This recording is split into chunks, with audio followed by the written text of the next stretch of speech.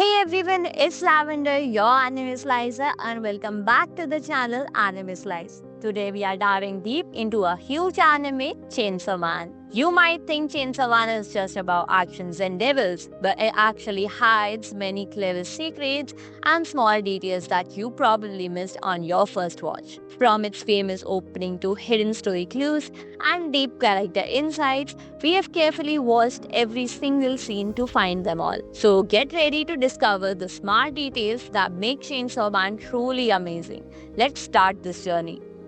Let's begin with the opening because Mappa truly made this intro a love letter to famous movies. You'll notice dark car shots, blood red lighting, and even freeze frame that directly remind us of classic films like Reservoir Dogs, The Big Lebowski, Texas Chainsaw Massacre, and Pulp Fiction. This unique mix of styles perfectly set the tones for Denji's wild story, blending horror, crime, and funny, absurd moments. The opening also references other cinematic gems, including Japanese horror like Sadako vs. Kayako and Don't Look Up, alongside chilling thrillers like No Country for Old Men and Jacob's Ladder, and even quirky films like Attack of the Killer Tomatoes and tribute to old violent cinema from Once Upon a Time in Hollywood.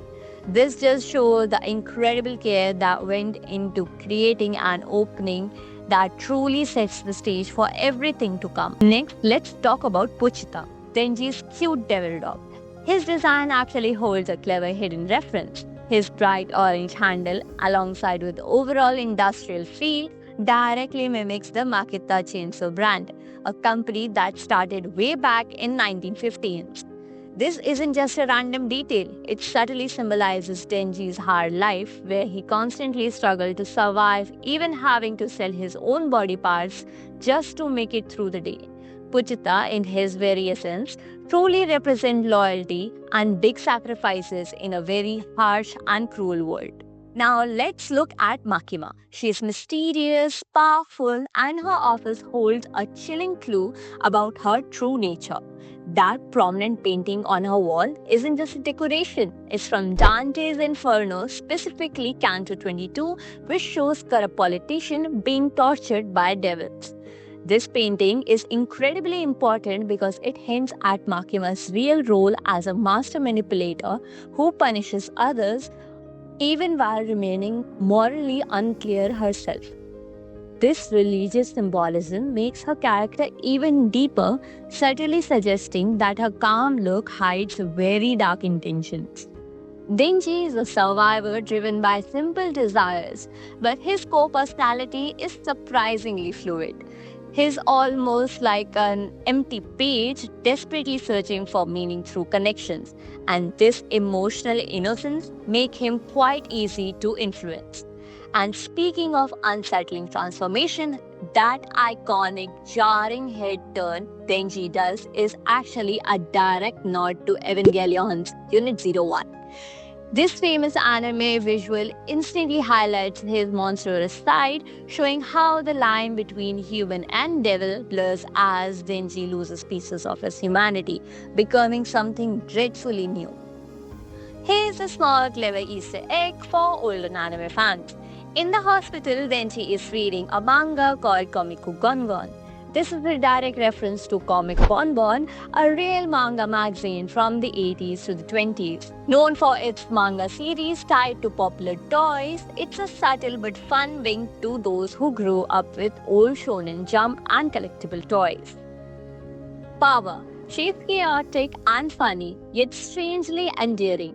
Denji affectionately calls her Pawako using a cute Japanese ending for girl names, which highlights their messy sibling-like bond. But even their bond has a dark twisted side. Remember when Power casually punches Denji in the head? That's a brutal, devilish way of trying to jumpstart his brain's healing, showing how devils see pain and regeneration as complete routine. This really highlights the strange and disturbing bond that formed between them. Even small detail in Chainsaw Man hold deeper meanings. The future devil's cell number is Room 108. In Buddhism, the number 108 represents earthly desires and affections. Makima's power isn't just about fighting, it's about absolute control. In one chilling scene, she calmly reveals a paper bag filled with the eyes of the Yakuza's loved ones. The camera lingers on the bag and the Yakuza boss's horror, perfectly showing Makima's cruel nature and terrifying level of control. The central theme of unnecessary evil is also deeply explored. Makima poorly argues that society demands compliance, not justifications, which really flips the moral question on its head. Are devils or humans truly worse? Chainsaw Man forces you to ponder that uncomfortable truth. Finally, there is a clever hint for future arcs. The post-credit scene subtly foreshadows Ray's arrival by using the classic country mouse or city mouse fable. This hints at her double life and suggests how Denji's naive wish for normal romance will tragically collide with betrayal and violent reality. Now, let's look at the deep detail hidden within the specific episodes, starting with episode 4. In the manga, the leech devil is yellow, but the anime took a different creative approach with its color. The fox devil that Aki uses is also white and orange in the anime. These new colors look stunning and give the devils a more ethereal, otherworldly feel. The anime also adds several original scenes that weren't present in the manga.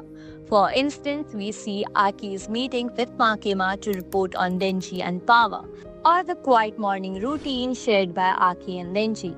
These moments add layers of depth and realism. Another brilliant aspect is how every episode has a unique ending sequence. Power's outro is specifically more memorable, featuring her striking various poses. Most notably, she forms a heart above her forehead, symbolizing a soft side she struggles to show. She also wears many cosplay outfits reflecting her chaotic, attention-loving personality. Towards the end of the outro, all the major characters are shown singing together. Interestingly, Makima is the only one not participating, subtly reinforcing how she stands apart from the rest, someone who doesn't play by anyone else's rules. Next up, in episode 5, we have some spoiler alerts for you guys, so if you want to save yourself from being spoiled, skip a few seconds and we'll meet you in the next episode. The manga goes a step further by providing the exact death toll, breaking it down by country and region. This attention to detail around the event is a terrifying realism, with some fans even noting eerie parallel to real-life tragedies like 9/11. The anime, however, truly excels in visual storytelling, especially through its ending. One outro in particular drops major foreshadowing of the four calamity devils, being heavily inspired by the four horsemen of the apocalypse. The sequence first introduced a black horse, likely symbolizing a famine, hunger devil. Then comes a pink unicorn pinata, possibly representing control with its deceptive and playful exterior. Next, a headless red horse running on a sharp wheel, potentially representing war. And finally, we see the most ominous of all, death. From a distance, it appears as a pale skeleton horse, but upon a closer look, it's revealed to be composed entirely of countless human heads. An incredibly creative and haunting design for what it's likely the most powerful devil of them all.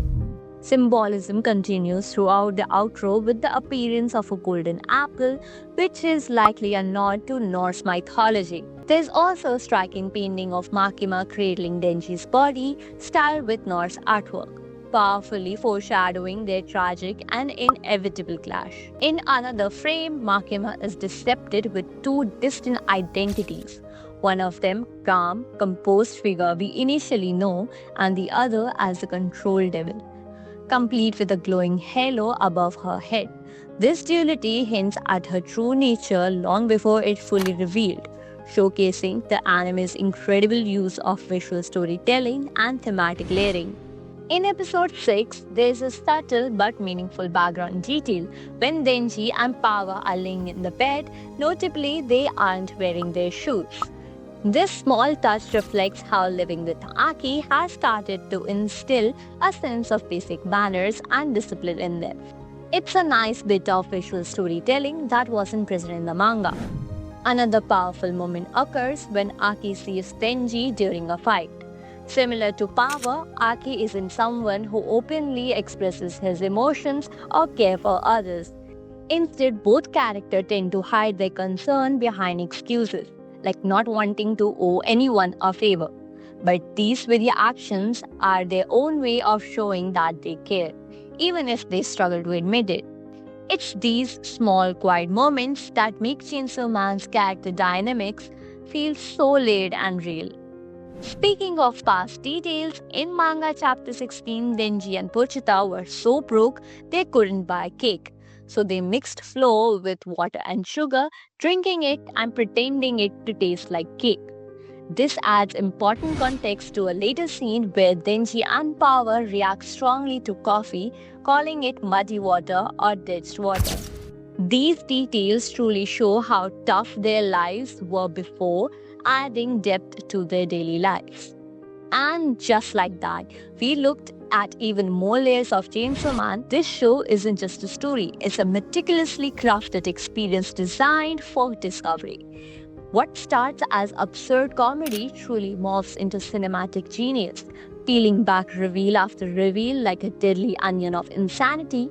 Every rewatch truly unveils something new, whether it's character deepening arcs, villain growing stronger and scarier, blink and you miss musical cues, or cultural callbacks so niche that they hit you in another world. Honestly, this show constantly rewards your attention. It's truly a masterpiece of hidden details. So now I ask you what you notice. What strange, beautiful, or totally wild detail left your head spinning after a rewatch? Share it in the comments.